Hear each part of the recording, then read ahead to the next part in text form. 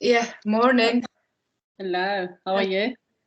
Yeah, Monday morning, isn't it? It's always like that. It's like, God, Monday again. Um, We start the week again. It's like we relive every week. yeah, I was just saying that I've noticed that every day now has got a strange, unique energy. Yeah. Or it felt like it was weeks. A week will have an energy with it, but now I feel the energy is moving so quick, Mm-hmm. or something is shifting so quick that every day there's like a new load of energy that you can sort of read or feel or is Yeah. affecting you. Yes. So Yes. Uh-huh. I don't know what went wrong. I'm just checking my screen that we sort of come across. Enter full screen. Great view. No. Sorry about that. I just noticed that I see myself in a little corner. yeah, I'm the same. That's all right. Or what? Because I can see We you are fully. besides each other. Oh, I see what you mean. Yeah. It's something like, oh, how did that happen? Share screen might be. I don't know. I don't really know. No, it's the grid view, together mode. No, together mode. What the bloody is that? So anyway, we're so good with all these things, aren't we? Huh? We're learning as we go. Yeah. Show myself in the grid. Ah, yeah, I found it. I found it. It says show myself in the grid, and then we are next to each other. It's not like I see myself like in a tiny little box in the corner. We just shared. We split the screen, the whole full screen. Okay. You got it? Yeah. So Yeah, good. I was going to chat to you a little bit today about a few things because it's coming up again. All the trafficking and all that stuff, for a long time people debunked it or said it was debunked because of Pizzagate. When Pizzagate happened, people said it's been debunked. Mm-hmm. And in truth, it hasn't. No, at all. That's how my career sort of started in So, this work. Huh. exactly. This is why I thought I want to talk to you a bit today, but I know you can't share everything you know, but if you can sort of enlighten us a little bit as to what you know or how you understand what's happening. I know for myself it's a big problem as I'm an abuse survivor. Obviously, I wasn't trafficked, but the experiences I've had has definitely shaped me. Mm-hmm. So I saw an article last week about them saying that they want to put into the law that pedophilia is natural, and that really disturbed me because as someone that's been through something like that, I know what people go through, and I didn't have the support. Mm-hmm. Exactly. I went through it myself. I went through my own healing techniques to heal from it, and it worked. But still, when you hear things like that, where they fob it off as something, well, it just happens. So there's no responsibility. And that doesn't sit right with me because if you do that, you definitely know that you're doing wrong because that's why they hide it, right? Yeah, you can't exactly. You would be hiding it if you wouldn't knew it was if, wrong. if it's natural, then you won't. A hug is natural. Yeah. A kiss is natural, and I'm not talking about a kiss on the lips, but that's natural. Pedophilia is not natural. It's not a natural thing. It's a weakness. And the word is also wrong because it's not pedophilia. It's not a love for children. It's pedocrimes. Yeah. We have to change the wording. We really have to use the words in the right meaning because these are pedosexual crimes, and that's it. There's nothing to do with love in that. With philia, it comes from Latin love. No, it's nothing to do with it. It's not love. It's a choice. It's a choice. And even people say, yeah, they are sick. No, they made a choice to do that. A lot of people are sick. When people get diagnosed with AIDS, they have a choice to tell the person that they're going to have sex with or whatever. That is a law that you have to tell them. Otherwise, you can be done for crimes. Yeah, How exactly. does different. It's all by consent. It's all based in this world, what's been happening on consent. And even then, you know, a crime is a crime. If you're gonna do something to a child or something, somebody underaged that is completely crossing the line, you know you're doing wrong. It's got nothing to do with illness or mental illness. It's got to do with, if you hide it, you're committing a serious crime. Lying, yeah, but by lying and hiding those things as well, you admit that you're wrong, because otherwise, why weren't they open about it? Why did they have to speak in code? Why did they have to have symbols and things on places for people to know this if it is so natural? Because it doesn't make sense what storyline they are trying to use, because they are trying to make it something that we have to accept. It's not. And we should never accept that. We can't accept that, because people will lose their rights over their bodies, which is sort of what's happening now. Really? Yeah. With the mandates that they're trying to push, they want people to not have control over their own bodies. It's rape. It's rape. medical. We can't call it someone that's like, well, I was trying to convince someone to have sex with me, but they wouldn't, so I raped them. It's rape. It is what it is. It's not something they can sort of go, well, they try and justify what they've done. But, well, it's an illness. Blah. No. It's not an illness. Murder is also an illness. Psychiatrists hide behind. A lot of psychiatrists and psychologists hide behind their so-called theory to say, oh, it's an illness and we're going to drug them. These people who have committed these crimes. And actually, it makes it all much, much worse. It doesn't help a thing. I mean, I could tell you a lot of different sides of the story, you know, on victims and offenders, but it is not an illness. So we are fighting a very corrupt system that is treating the offenders neither in the right way and doesn't do anything about the real problem.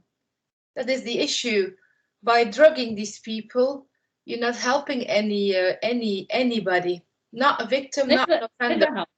Never. Drugging someone has never helped. No. It never helps, because we know this by facts about pharmaceutical company. I mean, we've all talked about research and stuff. It doesn't work. It masks the symptom. So all they're going to do is mask a certain part of that person, which is going to come out somewhere else. But they're still going to come back to that at some point, because it's not something you can eliminate. And even then, the way they are going, they're actually exploiting children more, because they are putting in subliminal messaging, like in the Disney stuff, and all, you know, the sex words and the phallic symbol, all those things is programming the kids to be open about it. But that's what they want, because they want them to be open so they can say, see, they want it. No, but if you program stuff like that, and even if a child doesn't say yes or no, you should fucking know that you are committing a fucking crime, that you are doing something horrible. You're traumatizing and you're ruining somebody's life. Yeah. That's the thing. I mean, this is the thing, though. How can a child say no or say anything to that? They can't, because they're in a weak position and they should be protected and safe by adults. Yeah. If I use my example, you know, I don't have to go into details. And it was a family member. It happened a few times. Family members, neighbors. I know it sounds awful, but it was that way.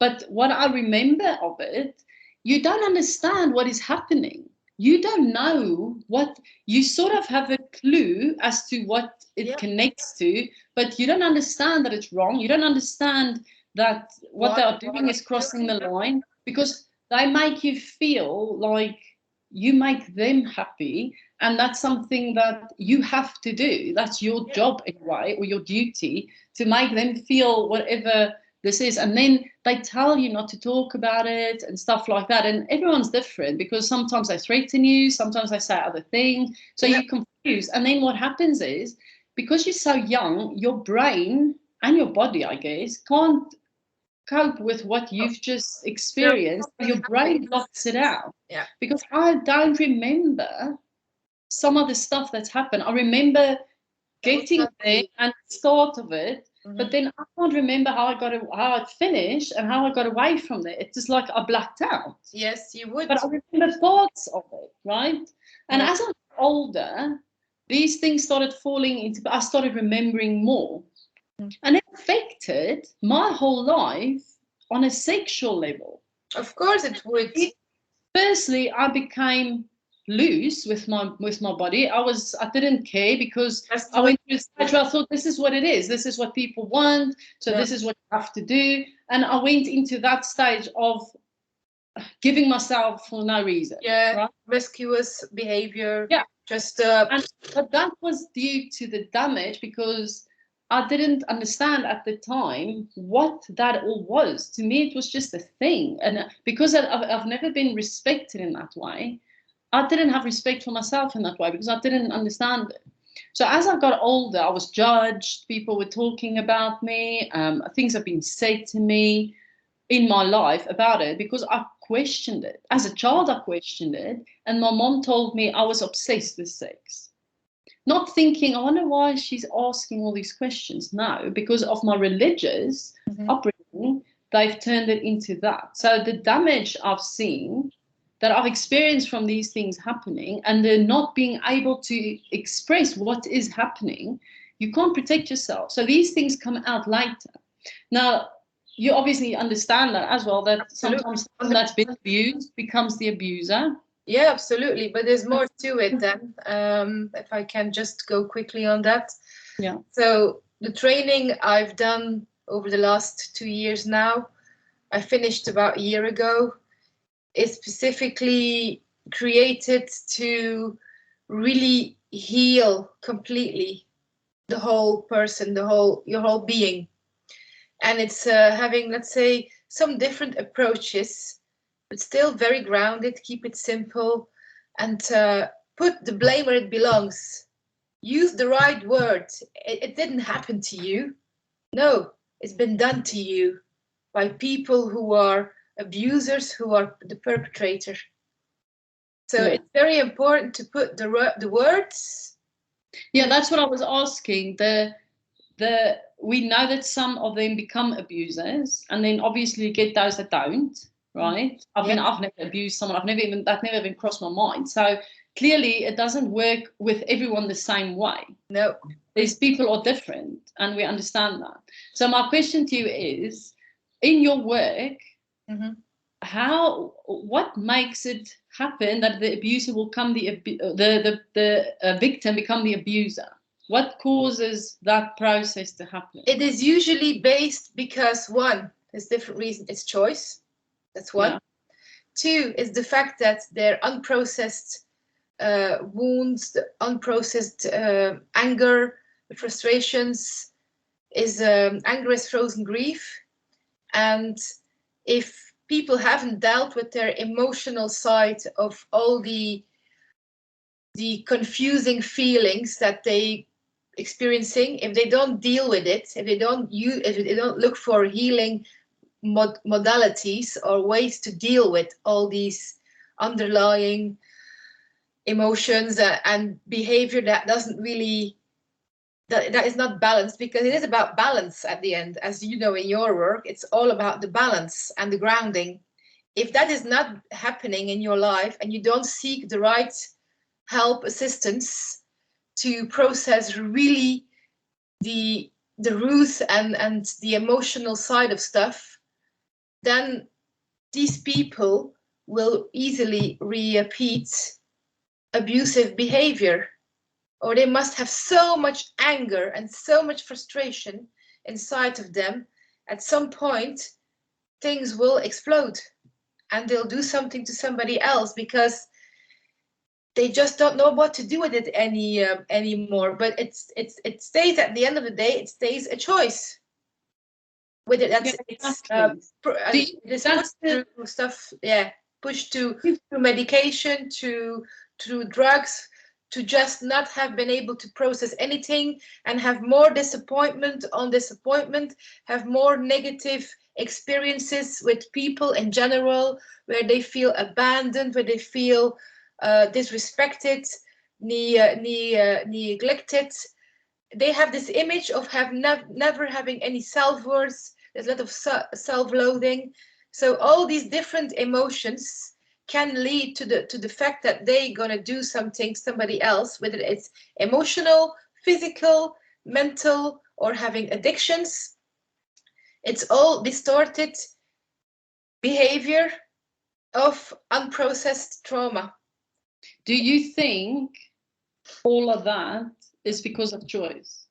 Yes, a lot of it, yeah. It is of choice, but of course it will add to the whole thing, because I don't want to go too deep in stuff that is too personal, but I haven't been sexually abused, luckily, but I've had a lot of emotional and mental abuse in my life when I was much younger. And yeah, I was going to say something about that. So yeah, you said, yeah, is it by your choice? But it's the moment that you have the insight to understand why you're doing these things, or why you have that kind of behavior. So yeah, I remember now. Through my emotional abuse, I had no self-confidence beginning my 20s, zero, nothing. I had no self-worth, no self-esteem. I was really feeling quite, yeah, but not quite, very low. And I've been suicidal in life myself a couple of times, and been very deep down on the bottom, you know. And you either, I don't know, you work through it and you climb up and you learn from it, or you don't. So I do believe a lot of it is based on choice, but then depending on the choices again you make, because yeah, some people go into drugs or into medication addiction or alcohol addiction or even sex addiction somehow, some of them.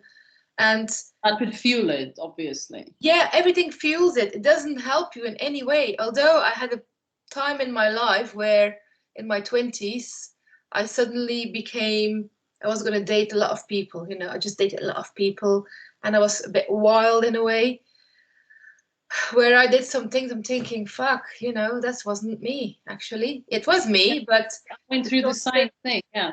I've made then, you know, to date all these people, I'm thinking, fuck, that was really because I had no self-worth back then. Yeah, but that is why you do it, because that you think in that young, fragile, broken mind that that's okay, or that is the way. No, it's not. Because that's what everything shows you. It shows you it's all about sex. Everything is. So if you are open sexually, then it's okay.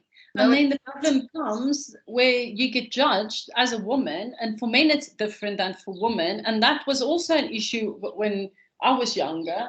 Now I think it's changed a bit, that people aren't so, you know, they don't make judgments so easily on that anymore. Yeah. But you learn that you damage yourself more by not being real. Yes. And whether you know or not, because I think at that point I didn't understand anything about healing. I didn't. Even though I knew it, I could feel it with people and stuff. I didn't register what that was. I just flipped it off, because that was what I was taught to do. But when you start to learn that you need to heal, then that's when you make the choice, isn't it? You make the choice. Yes, otherwise you're out of control. And what I've learned in this training is be in control of your own life. That is the strength. That is the empowerment. Yeah. Be in balance and in control, because the moment you lose control, you make bad decisions. The thing is also, living is good, right? If I just want to clarify something for some people that might think when we talk about control, because having too much control is not good either. No, so it's not about anybody else. Control about yourself as well. Yeah, but that's more the balanced control, right? You are balancing, you controlling, so you don't lose it, but you don't also go off on one, because working with chakras, I understand that you can be excessive or deficient. Yeah. Obviously balanced, deficient, or excessive. Yeah. So you can be excessive, you become codependent, you almost become like a vampire, you need energy. Deficient means people become victims, so they go into themselves more, they sink. Yeah. And this is how people use energy. Now, this is my theory, and I want to ask you what you think about that. My theory is that these sex offenders, rapists and stuff, they take energy, they feel an excess of energy, and then they use that energy to harm someone else, and then therefore they take the energy. So we understand that there's a dark energy behind it. Yes, right? it's still a choice.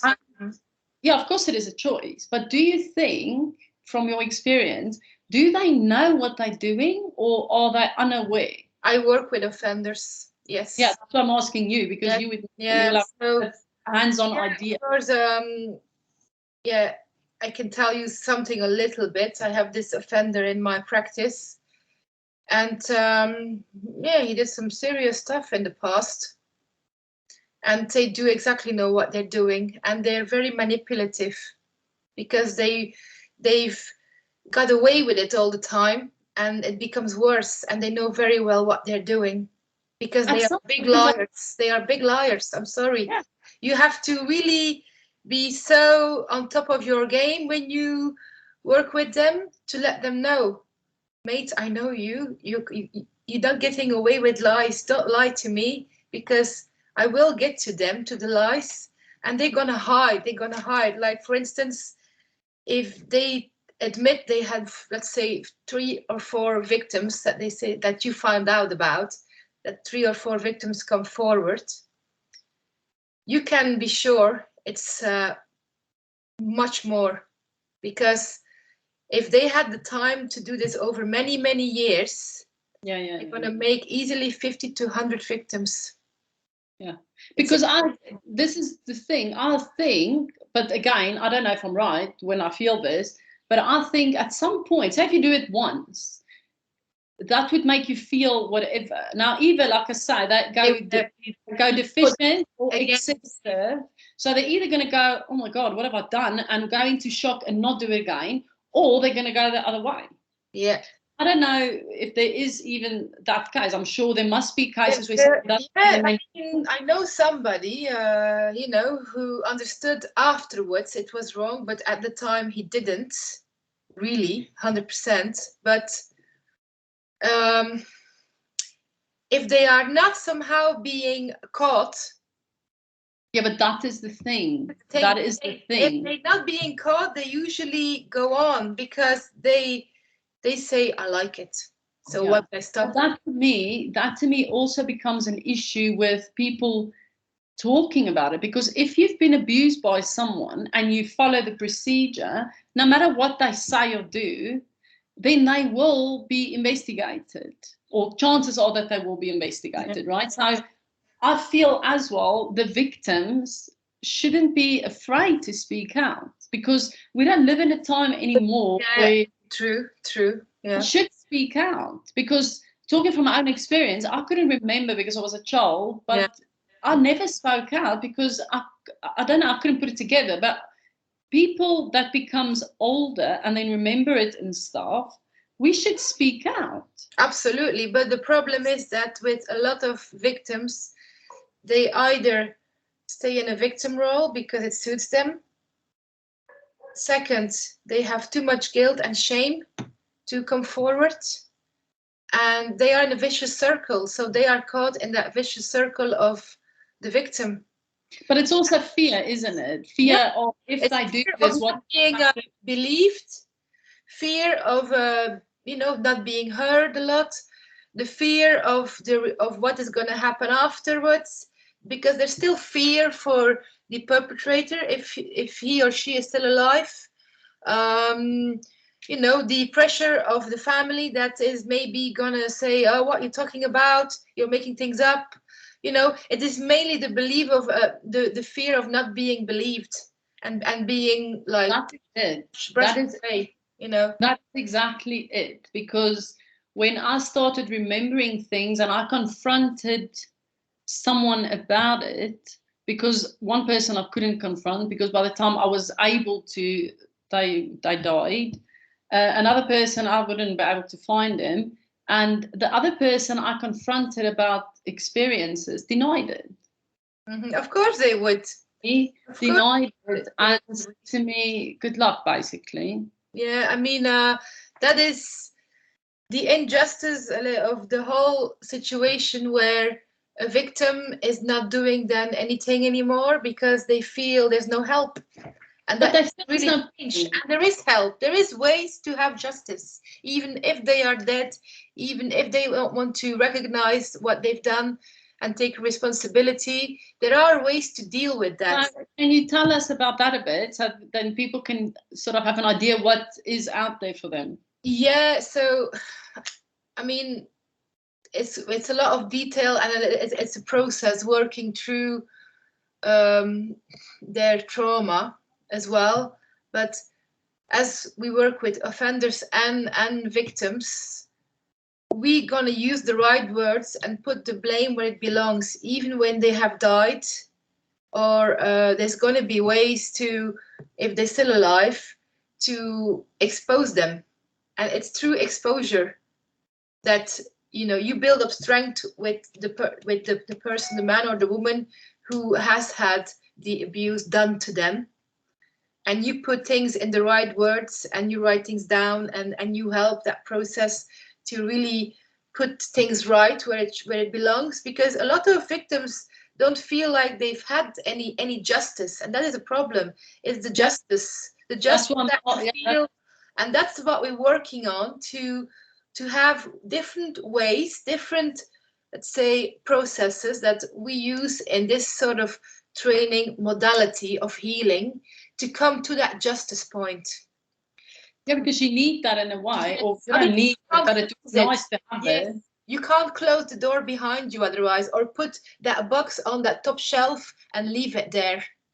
So there's different ways to deal with that, depending on the person, on the situation, on the offender, whether he or she is still alive, or where they are, or how we're going to address that is for everybody, again, different. So let's say, for instance, I'm not going to go into detail, but say for you want to do some healing work with me. I'll be working with you personally to build onto a healing path that will lead to that justice moment, where you be able to put 100% that box or the blame where it belongs, because that's the whole thing. Put the blame where it belongs, because sometimes that makes it like it's your fault, doesn't it? Because that is the problem. Or you must have asked for it, or you must have dressed like that. It's putting the blame where it belongs, understanding that very well, and we work with that during the therapy to get those things right, to completely. And it's not about knowing or knowledge. You don't need to be intelligent to understand about feelings. A feeling is a feeling, and if somebody feels that there is still hurt, or still a feeling of guilt, blame, shame, or whatever, then it's there. You can't deny that. A feeling is a feeling. You can't walk away from a feeling. So we're going to put that feeling back into where it belongs. And we're going to put the blame and the guilt and the shame where it belongs, with the perpetrator. Yeah. So that is actually a very powerful tool and way to use. And that's where sort of my, gift, clairsentient gift comes into place, because doing as well a spiritual type of therapy, as you do the spiritual work, I do the spiritual my way, and I can help process these people's feelings and emotions and put them right, so they feel there's like a relief. So I put that guilt emotion, or that feeling that they never had justice, I'm going to put that in the right context, so they can actually close that door and say, yes, I'm now stronger than ever before. Now I feel I can do anything.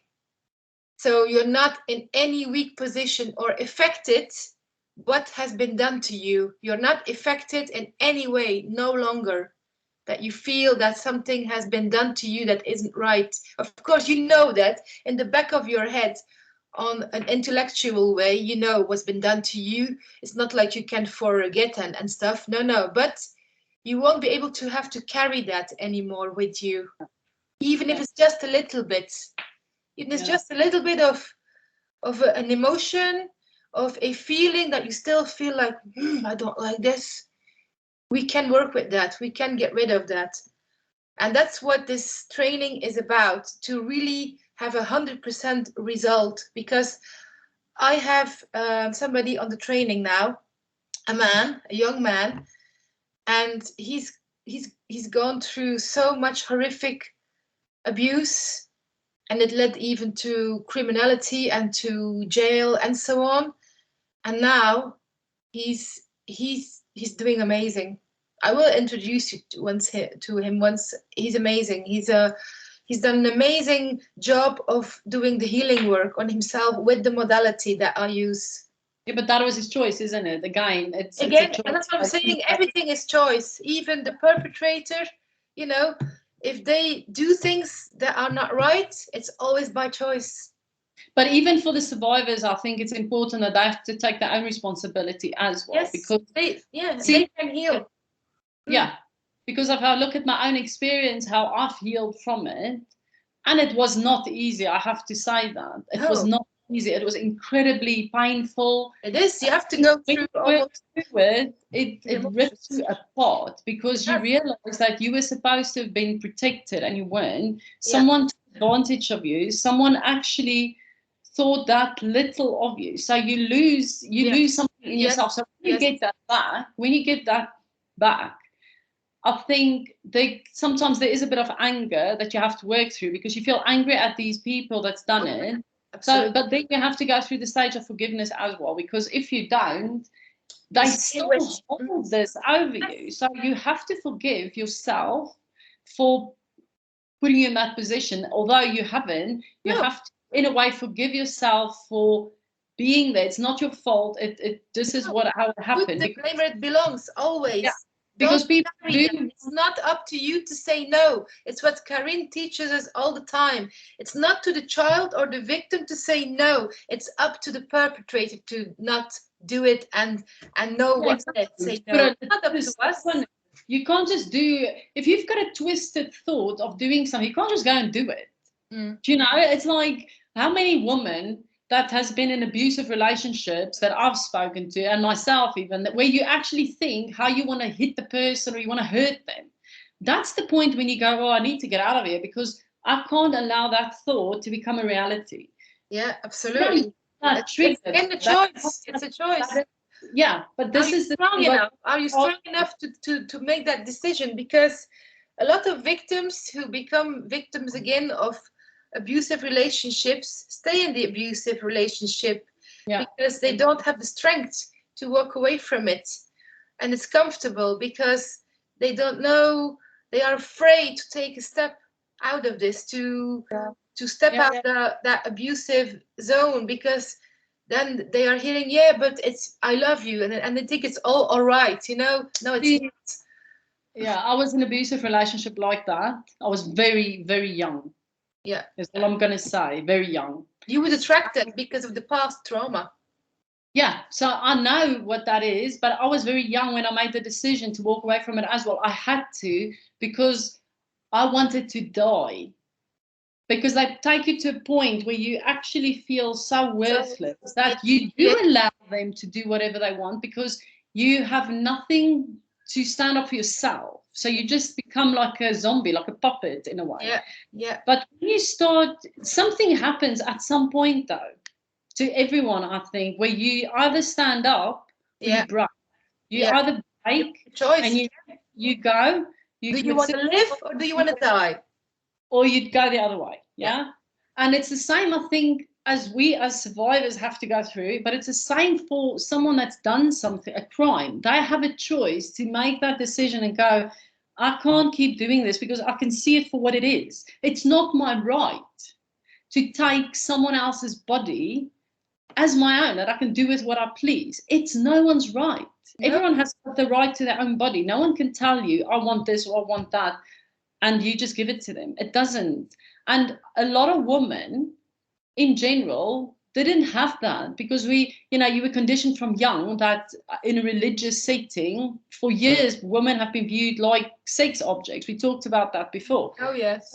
Now it's coming to a point where you can't just do what you want with my body, and it doesn't matter if it's a child or an old person or whatever. No. It doesn't matter. You can't. It's a respect.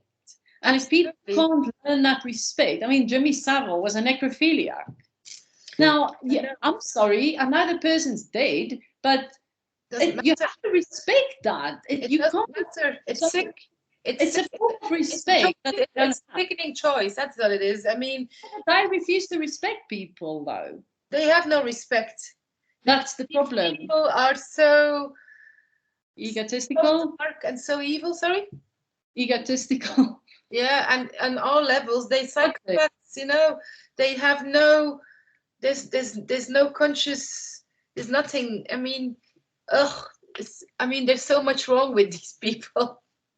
They should be actually walking out in society in the first place, but I understand it's that. not about connected to the child trafficking as well and much further.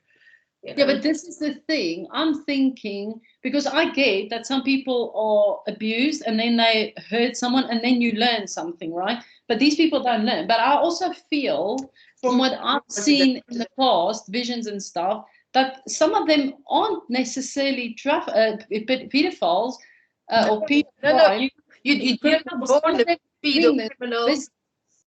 Right? Some of them are doing this for business. They're doing it for what they can gain from it. And some of them have no respect for children. So they don't necessarily have sex with kids. They torture them.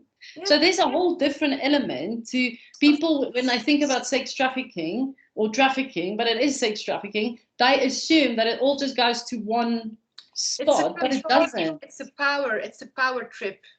It's a power. It's pure evil. It's I mean, it's horrible. I mean, there's so much to be discussed about this that I mean we'll keep it to a minimum because it's a heavy subject as well. And I mean, the training course that I've done in 2020, it went really deep, and I sort of became the assistant of the academy now over the last year. And I'm helping to get people through the training. And also Karin, who I work with and for the academy, she has given me lots of insights and a lot of inside information on many things. As she has, been working in this kind of dark field for over 30 years. Well done. It's very dark. It's very disturbing, and I've had my emotional meltdowns when I found out a lot and when I was like being shown and told evidence about stuff. I've had a few serious meltdowns, between my four walls here and trying to process that to like, fuck, you have to, because it's a very dark place to work in, and then you have to step away from that as well a bit. Sometimes, do a walk on the beach and a bit grounding and clear. But the thing is, it's a time of exposure now, as we know. We've been going through the smoke screen of COVID for 2 years almost. So this is the smoke screen is used to get the truth out and expose the real evil of this world that's been going on for thousands and thousands of years, and so much more. There's so much rabbit holes to go in that are all connected. It's all connected. Like the books that Robert David Steele promoted, Pedo Empire. You can find a lot of information and all the facts. I'll just get you one quickly. So there are 5 parts of these books with all factual evidence on the whole world, and it's like a sort of a file document with all the Jeffrey Epstein, all the things in facts. You can all look this up. This is all fact. This is not conspiracy. This is all proven. Everything is in here. Everything that you ever would look up on this kind of stuff, wars, child trafficking, because I've just opened just randomly the book that talks about the whole Epstein and the Maxwell situation here. So, and it's all with all the facts and the links, and everything is with evidence in this book. So it's not somewhere out of someone's theory or story that someone's made up. No. It's all with links, and you can look everything up. How is everything connected? All the information in here, because Robert David Steele knew, of course, a lot about all these things, and he was very aware as he was, ex-CIA, whatever. And then this guy. He was in the just Robert Steele. He was in the humanitarian courts, wasn't he? He worked in there, or he served in there. Where Karin is also one of the commissioners. So yeah, he was also one of the commissioners on the ITNJ, the International Tribunal for Natural Justice. That's been set up, I think, was it 17 or 18, to have whistleblowers, to have witnesses who testify on their experiences, on what they have experienced even in the work, like John Wedger did with his job, and whistleblowing about a lot of things, because I spoke to John this weekend about stuff, because he was heavily attacked. Sorry? He was heavily attacked, wasn't he? Oh, yeah, I mean, even they tied it up and everything. Yeah, he's been discredited. He's been. But he hasn't, because I've seen videos where he spoke to victims and stuff. Yeah.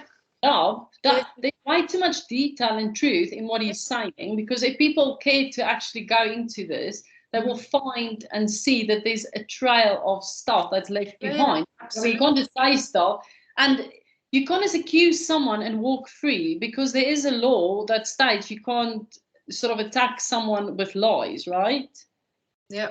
This is why Lynn Wood are able to accuse the Bidens with and the Clintons and all that sort of all the stuff and walk free, because he's a defamation lawyer. So if you cannot attack someone and think you can get away with it. So if these people say things about people, if you get locked up, then you know that they're speaking the truth. Otherwise, they'll be in prison like this. Absolutely. I mean, there's so much to be said about this. This is such a heavy subject. So yeah, but John has they've tried to kill one of his children a few years ago in a so-called car accident, and his son was in coma for many weeks. Luckily, he pulled through. But they gave him warnings, and they warned him to say, if you're going to go into this, dig this in this deeper. It was really around 2018 when things started to really come to the surface, because Uranus went into Taurus then, which brought a big shift. So the shift of exposing started in 2018. Of course, we knew of a lot of things many years before, and the false flags and a lot of other stuff. Yeah, but even Trump, when he was elected in 2016, he brought it out, because I watched conferences with him. So he's definitely also put light on it. And I think with his support, the rest of them actually probably got a wave of energy that they could work with more, because he obviously supported them. Astrologically, the time has to be right as well, in my knowledge. Yeah, for sure. Doing the astrology side of stuff now for 30 years. You know, that's one of my passions when I was much younger.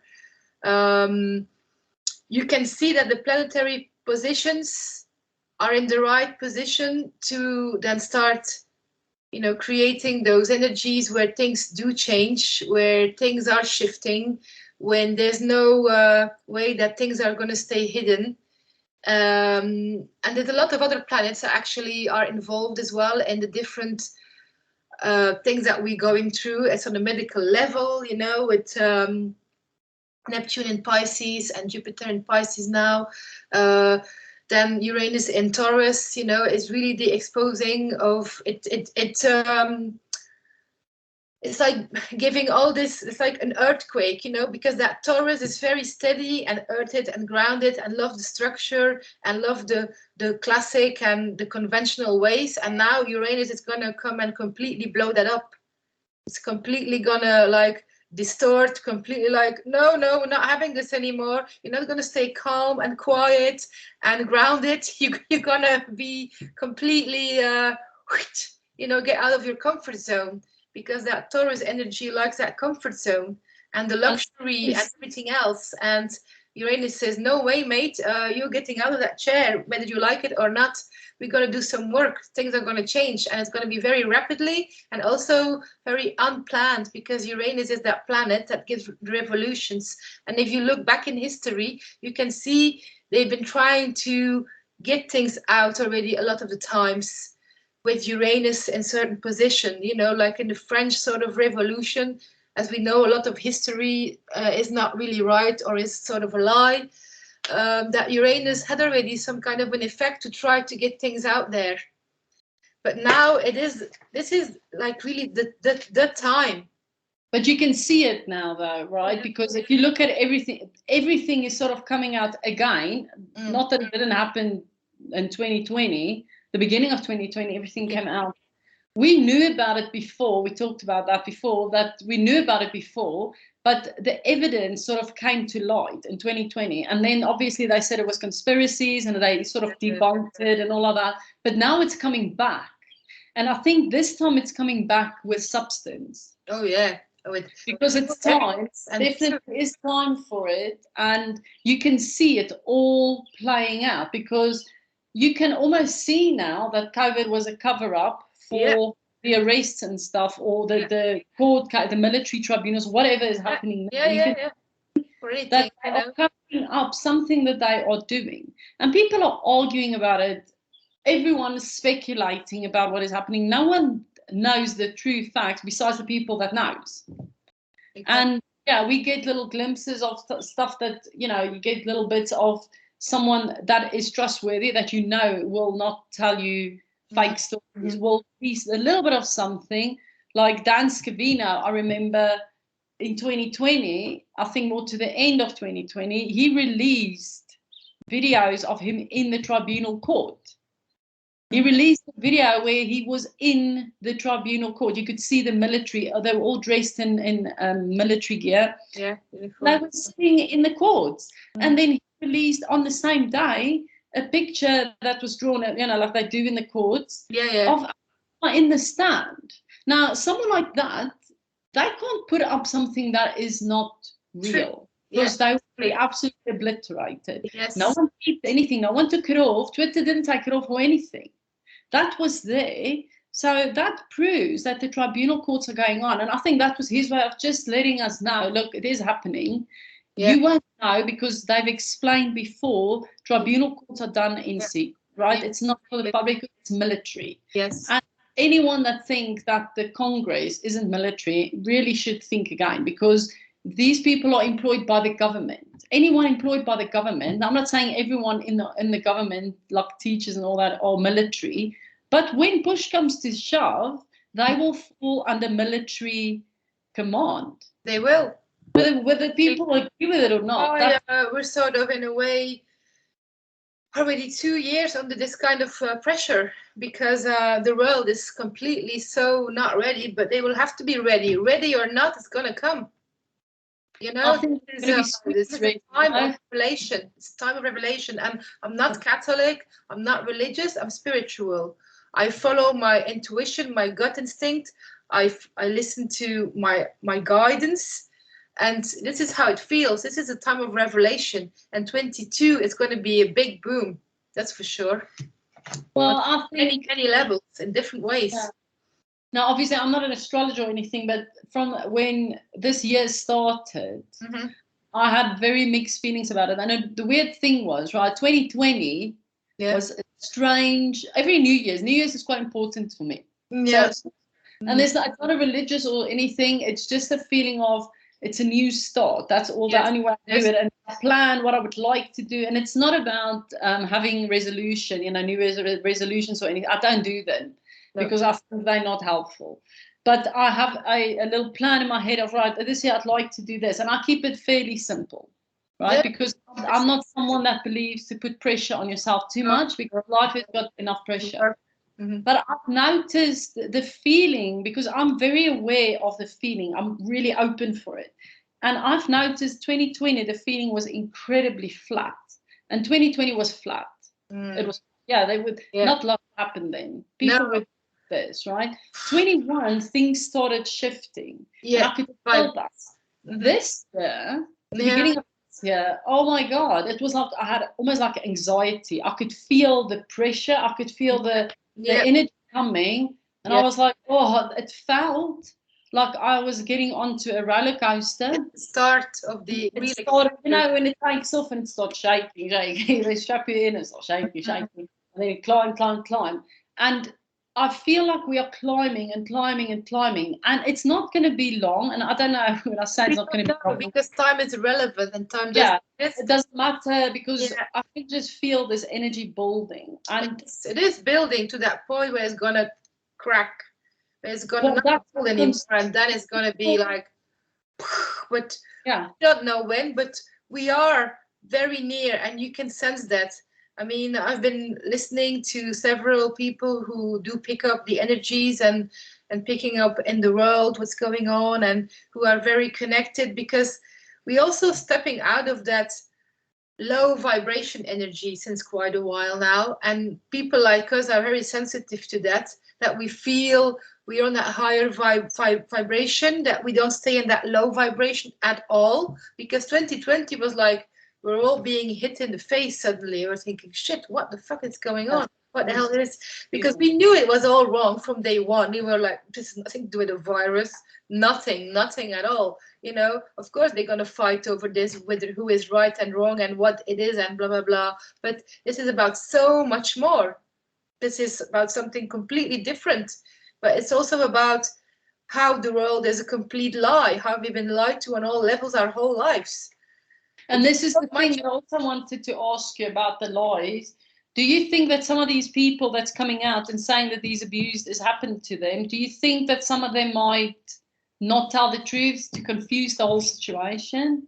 I think this partially because it's partially they are used, these people. I mean, I'm sure of them, lots of them are actually victims of, absolutely, but I think the MK Ultra has done a lot of damage as well. The mind control and the MK Ultra is definitely being used to bring that information out, as sort of, you know, and then still, you know, it's very tricky because these people are being completely controlled by others, and for whatever purpose that is. But that should also surely be falling under harvesting, right? Because all these little things we're talking about, the trafficking, the torture chambers and all these little things fall under harvesting. Everything. Because they are harvesting people. Yes, and they are harvesting fear. Yeah, but it's like animals, right? Like Animal Farm. But if we think about this now, we're conditioned to, it's okay for them to, people have allowed it, so it's okay for them to do these things. But I think we're getting to a point now where people are becoming aware. And now at this stage, they're pushing people to take this chip and do this and do this. I saw this morning again, someone put an article about them getting the implants now in their hand, so they could all the information on there and all that. Now, fair enough, right? I can see the point in that. I can see it. Yeah, we understand why they bring it. We all agree with it.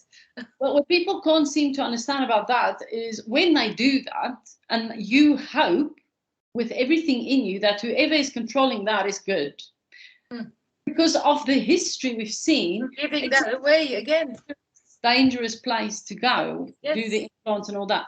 I can see the purpose of that. I can see that it makes sense. I get it, because it will stop some crimes and all sorts of stuff. I get that.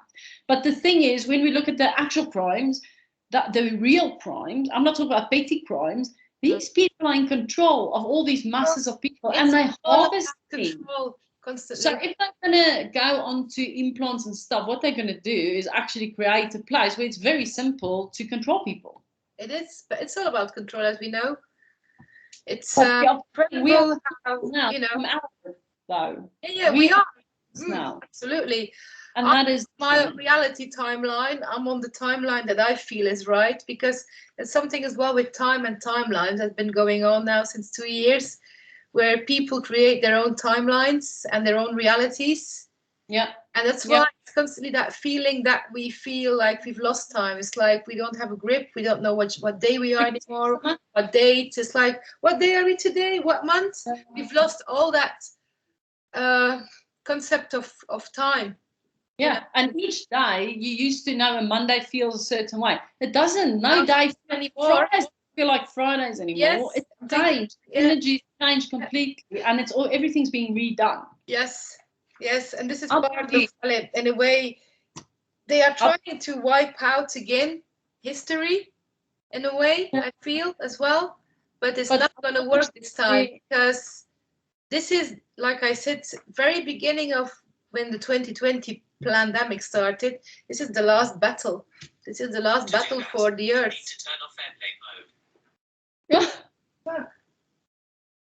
What I just weird.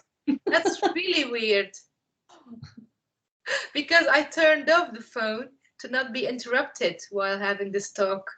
Well, someone should turn it back up. You're listening in again, I'm sure. Maybe. As they usually do. I'm used to trying to get attention. That's fine. There's nothing we're telling that is a secret or not true.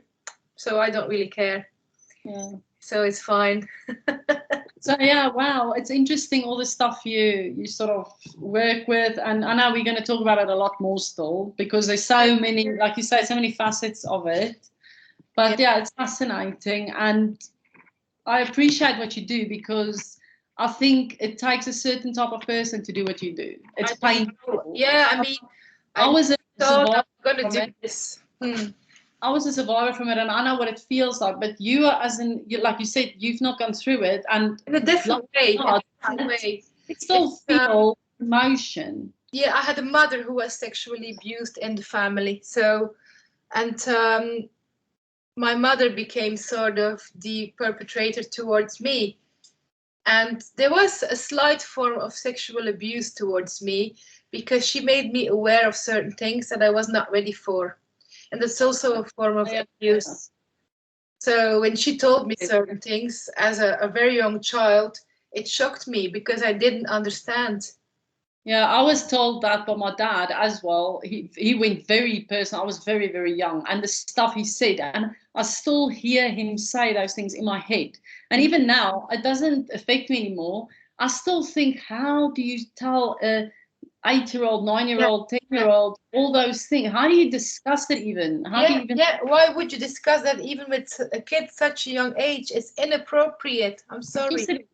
But that does bend your mind, 100%. It does. It does. So I had a lot of shame and about sexuality for a long time. I felt, because of her, somehow she corrupted my thinking because she told me things that were way too private and way too personal at a way too young age. Yeah, you see, it is a form of abuse as well. Of course it is. But I think most kids out there today have been abused in some form. Oh yeah, but we all constantly. But there's some kind of abuse, even if you think you haven't. Yeah, but what I want to say to you is that the reason why I say I appreciate you is because it takes a certain person to do this sort of stuff, and not everyone can do that. And you don't choose to do the fluffy stuff, No, nice fluffy stuff. I was pushed to this. It was really weird because I never thought in my life I was going to do something like this. Never. Yeah, but this is really who you are, though. Yeah. You're a protector. That's that role. Yeah.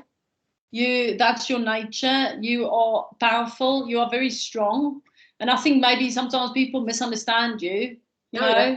Lots. And because you are the way you are, but I like that because I think you are who you are. I know you are who you are, and I appreciate that. And I just want to thank you for doing that because if it wasn't for people like you and like Corinne that you talk about, I don't know what people like I would do. Because for me, I've seen, since I've become aware of what abuse is and all other stuff, I've seen a change, a positive change. Yeah. I've seen that people are more aware. I see that they speak up more. I see that they are listened to more. And I see all this stuff. And yeah, I know they put movements there to confuse the stuff, like the Me Too movement and all that, and then twist all But I've seen a change. More people are talking about it now than ever before. Yes. And more people are actually having a voice about it. And as that happens, it will become less of a trend and more of a crime. Because at this point, I think people are trying to justify it, and it's not justifiable. You just can't do it. True. Crime is a crime. It's called crime is a crime. It's like wrong is wrong and right is right. And people know very well what wrong is wrong and what is right. That's the thing. And that's where we have to go back to basics, back to nature, back to common sense, back to sort of the common law, natural law, God's law. Because you do know, if you do wrong to somebody, you do know very well that you do wrong. You do. Unless you have a completely mental disability that you don't know what you're doing, that's a completely different thing. And even then, we're not even going there. I mean, that's something completely out of our But even to prove that in a court is very difficult for someone to say, oh, they don't know at all what they were doing. So that is a whole They do know. I mean, even under a controlling mechanism, that is also a very difficult one, because the mind control and the MK Ultra stuff that has been going on and now still is being used to put certain people in position, whether what role that is, you know, it is to expose, to get truth out, to whatever that is.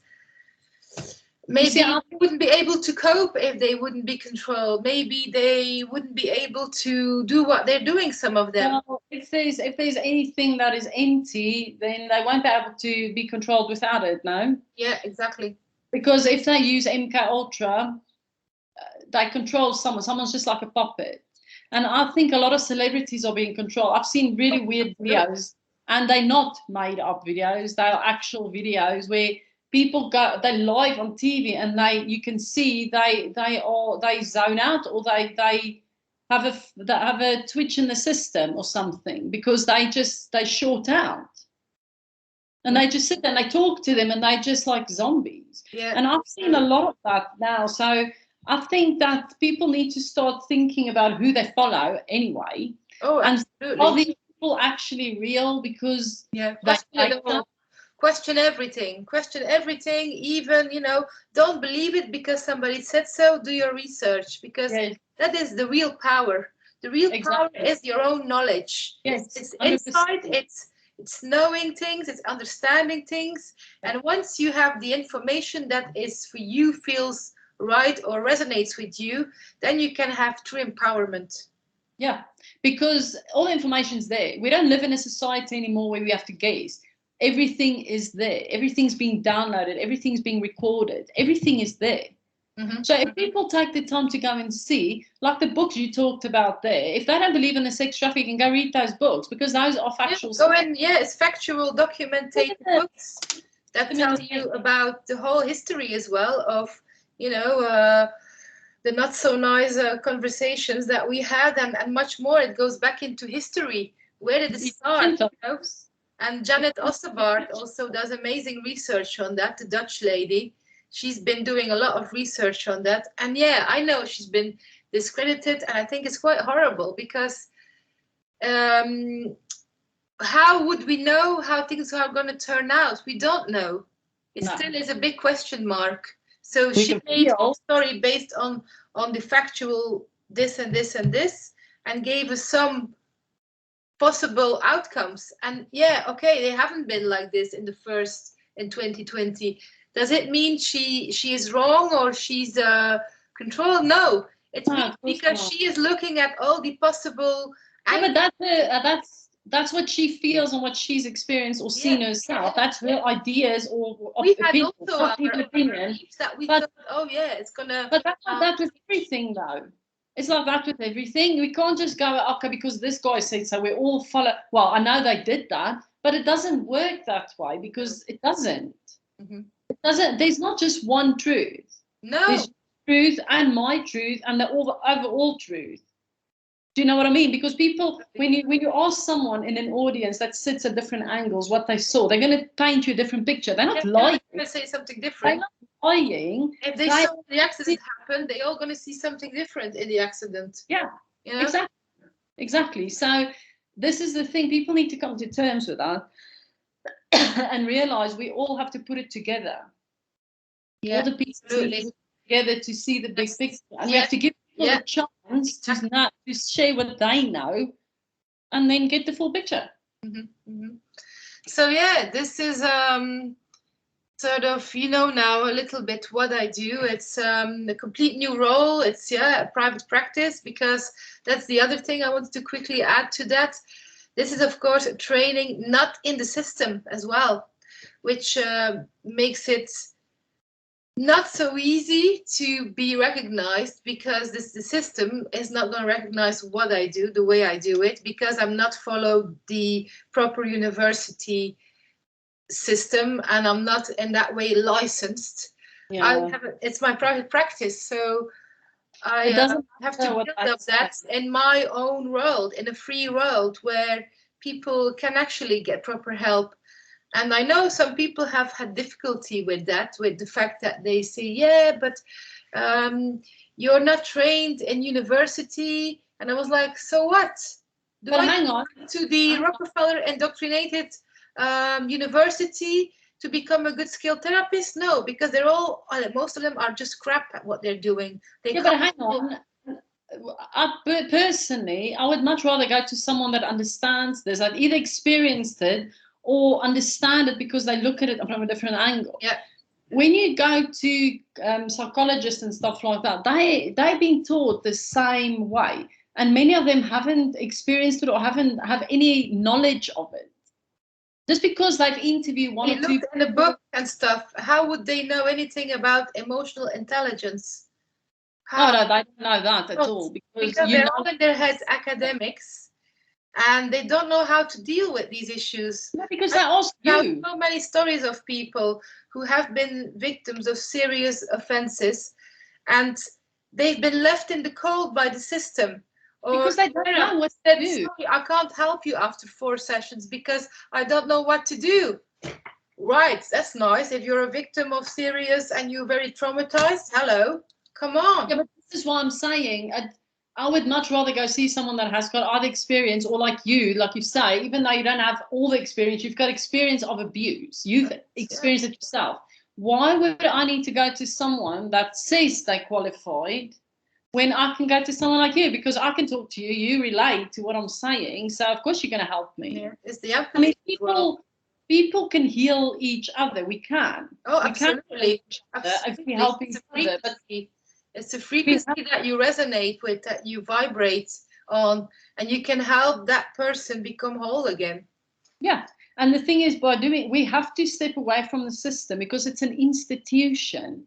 It's institutions. What's an institution? It's a nut house. But they put someone in when they can't function. Now, I'm not being funny. I can function pretty well. I don't need to go to university to know how to help someone. None of us. My heart.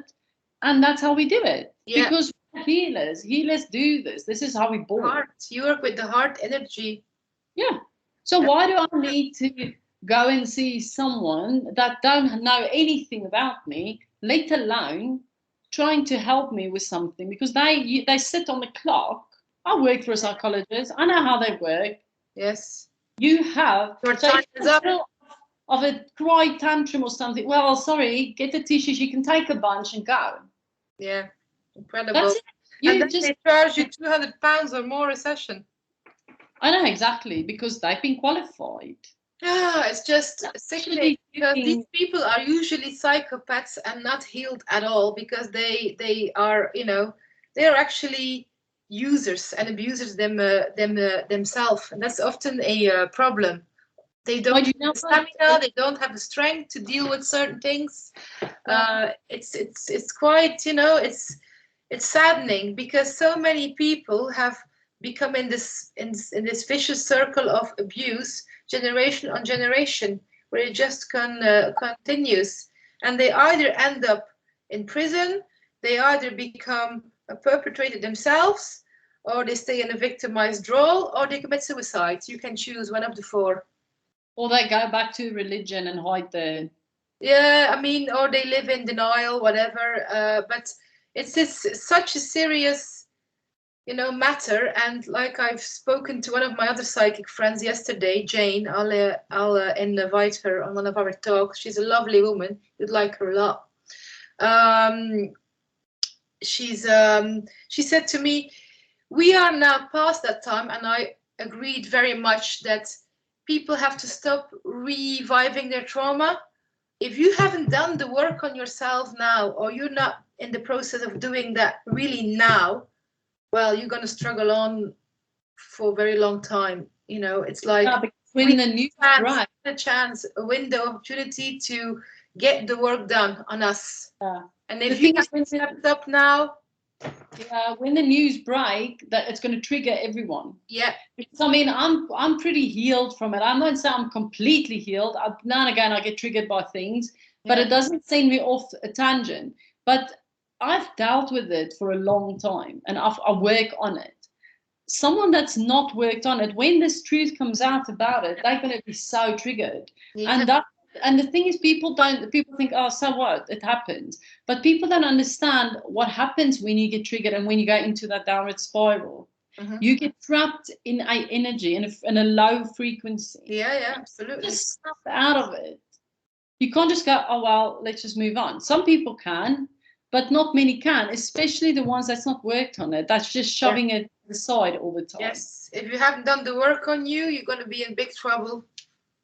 It will be tough because from my own experience, it's not easy. It's one of the most painful things to do is work through that trauma, because yes, it is. It's not your fault. It's not you. Yes. So you have to deal with forgiveness and acceptance, and it's a whole other energy than just being angry. Yeah, but what you need to remember, I think is very important, what I've learned as well through this training, emotions don't kill.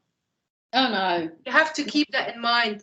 Yes, it's going to be painful and you're going to feel awful, but you'll survive and you come out of it much stronger and much happier and much better, and you'll be getting it. Emotions don't kill. People have to keep that in mind. Yeah, it does hurt on emotional. Yeah, it does get fearful. Yeah, of course it does. But I can see. I know. You can get through it. Anybody can get through this, and that is the whole thing, that people need that support and that moment to go through that process. It's painful and very hard, and knowing that there is somebody there that understands or that can support them to go through that, and they will come out so much happier, stronger, and better on the other side. Yeah, definitely. Really, and also close that box. Yeah, and also if people are in abusive relationships of any sorts, go away from it. You will be better off. Even when you feel you can't, you're not strong enough, or you don't have the resources or whatever, it will come to you. But walk away from it. You have to walk away. Some people don't have the trust, or they keep on making excuses. It's all based on excuses to not do things. Yeah, but it's fear. Everything is based on fear, as we know. Yeah. But it's because they think they can't. They think they're too weak or too this or too that. We're not. They're not. And this is the thing, when people just have to go with that. And I hope that we can reach someone to walk away from it if they are trapped in there. I really hope that we could just help someone do that, because for me, having to been in that situation, knowing what it feels like, to have the support to come out of it is amazing. It is. Because I didn't have that support. I had to do it all myself. It's hard. And very hard work if you do it yourself. This is my own. Well, And this is why I think it makes you the strongest. That there's people like you doing work like you do, and that's supporting the survivors. That's helping them get through things. It's good to know, because years ago it wasn't even spoken about. I didn't know what it was. The kids now know what it is. I have to somehow shut my own emotion. I have to make sure that I'm grounded and in a very good place if I do this kind of work. I have to make sure that I'm good in balance, and of course, that my emotion is. I've been able to be there, in a good place. You know, you need to take care of yourself, basically. Yeah, of course. Otherwise, it's very. I need to speak to somebody then to get me back on that balanced. You know, I don't need that much now anymore because I've learned to get that balance over the years. You know, you're not going this and this. You learn to work with yourself as well, where you think, okay, you recognize the alarm bells when you need to take some time off or step back a bit. If things are getting too close or you feel a bit too overwhelmed. Right. So sometimes it's just feeling overwhelmed. Yeah. You have to be able to talk to somebody as well then, or at least step out of it and take a bit of a break. Yeah, I think you have to, because if you don't, because sometimes when you talk, like with the soundboard sort of thing, you actually put things into perspective more. You bring balance to yourself. If you keep it in your head, sometimes it's erratic.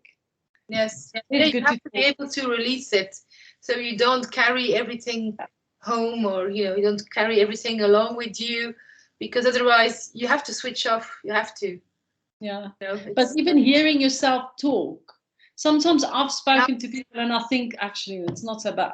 Once I've said it, I'm like, that's not such a big deal actually, because in your head it's always very big. But when you voice it with people, you have get the viewpoint, and you're like, actually, yeah, this is not really, and you can let it go much easier. Yeah, absolutely. You talk to spirit, to the source, to whatever you want to call it. The spirit guides, you can speak to them and give it to them, and help you to process the work you do as well. You can deal with it on so many levels once you get that connection. Yeah, breathing, meditation, all sorts. There's lots of different ways. Even it's winter time now, I like to go and see. I'm going to be brave again this week because the weather looks good. Although it's going to be like freezing, but it's healthy. It helps to lower my blood pressure. It helps ground, and the Wim Hof method. Yeah, exactly. It's really good for you. He's fascinating as well. Wow. Yeah, he's interesting, isn't he? Yeah, he's very interesting. A very strong man. And there's no. Yeah, he's just. There's no confusion. He's so bright, so clear. Yeah, absolutely. When you see what he does, I'm not surprised. It's good. Like you feel that way. It helps to mentally process doing that cold water, swimming and stuff, because it's good against depression, against mental issues. It helps you because actually the shock in your body also can kill an illness or a virus or whatever. It kills a lot of things. It even kills parasites, bacteria, imbalances. It's very good for mental, when you feel mentally very triggered or imbalanced, to go angry or something. Bring you back in that right. Okay. Yeah, shock. It's very good. Nature, and the cold water technique. Yeah, I absolutely recommend it for people if you can do it. Definitely nature. I'm 100% with you. I'm a full believer in nature. I prefer to use natural products. Use natural healing techniques. Yes. Because to me, we are an organism, and you don't mess with it. If you've got a pretty garden that's all clear and stuff, why do you want to go put junk in there, rubble and junk? You know what I mean? You won't. So I'll speak to you another time with Sarah Jane. She's a lady I've met here in my area who does the quantum healing, the frequencies. Oh, wow. It was fascinating. So she's done some work on me, and I could feel the difference already. Wow. She cleared some parasites and bacteria in my body. Does she do homeopathy? Sorry? Does she do homeopathy? Yeah, but so the frequencies she sends to the bottle then that you're taking home has all the frequencies of the homeopathy in it. Is it called Aura-Soma as well? No, nothing to do with Aura-Soma. Something very different. No. Aura-Soma, that's something from back in the days, and that has changed a lot over the years. I found that really fascinating. I really enjoyed that. I have a lot of stories about that as well, Adele. Yeah, but I think if you look at what they use smell and they use clairvoyance and stuff. I can totally get what they're saying. So Yeah, I think there's something better than sort of the Aura-Soma reading for now. some reading. That's what It's a reading, you know, and it was very popular in the 90s, really popular.